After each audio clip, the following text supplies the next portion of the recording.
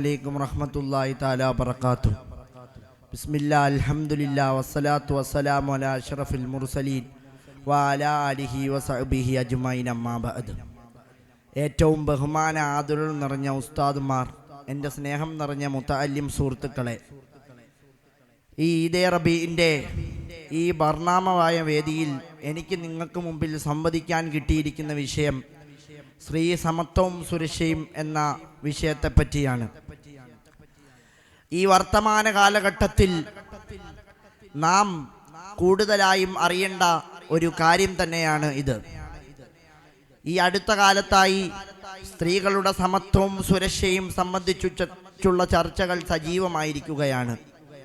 എന്നാൽ സ്ത്രീകൾക്ക് വേണ്ടത് സമത്വമോ സുരക്ഷയോ എന്ന ചോദ്യത്തിനുള്ള ഉത്തരം പലരുടെ മനസ്സിലും ഉയർന്നു വന്നിരിക്കുന്നു.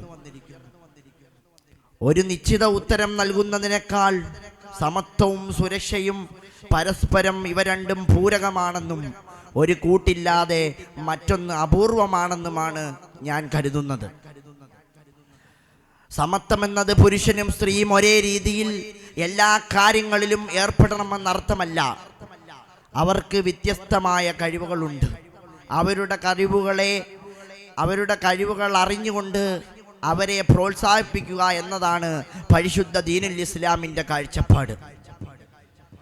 ഒളിമ്പിക്സ് മുതൽ സ്കൂൾ തലം വരെയുള്ള മത്സരങ്ങളിൽ ആൺ പെൺ ഭേദമന്യേ മത്സരിക്കുന്നത് എന്തിനാണ്?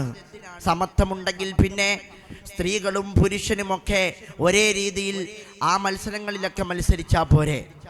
ലോകത്തിൻ്റെ പല മേഖലകളിലും സ്ത്രീയും പുരുഷനും വേറെ വേറെയായിട്ടാണ് എല്ലാ കാര്യങ്ങളും ചെയ്യുന്നത്.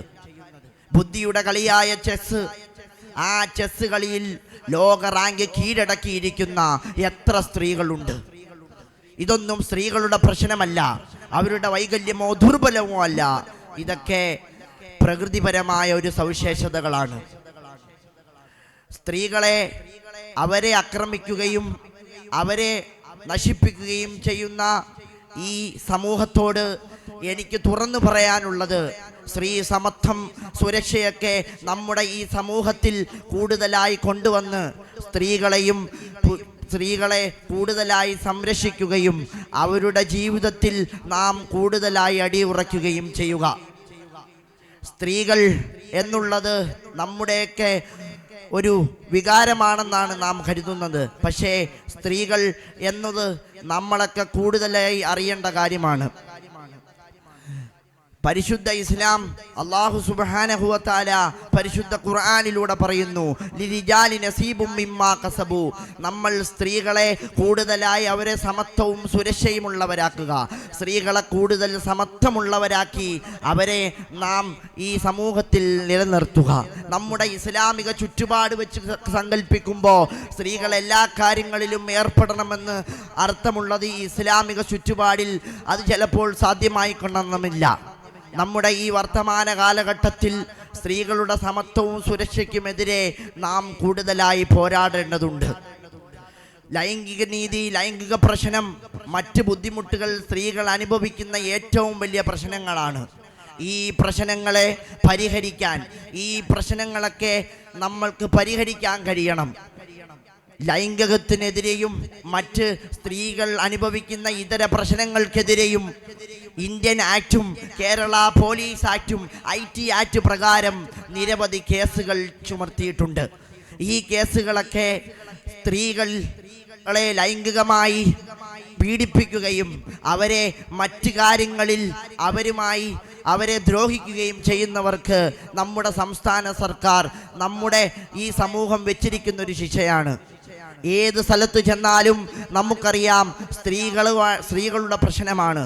നമ്മൾ രാവിലെ പത്രം എടുത്ത് വായിക്കുമ്പോൾ നമ്മൾ സോഷ്യൽ മീഡിയയിലൂടെ കാണുന്നതും അതേ പ്രശ്നങ്ങൾ തന്നെയാണ്.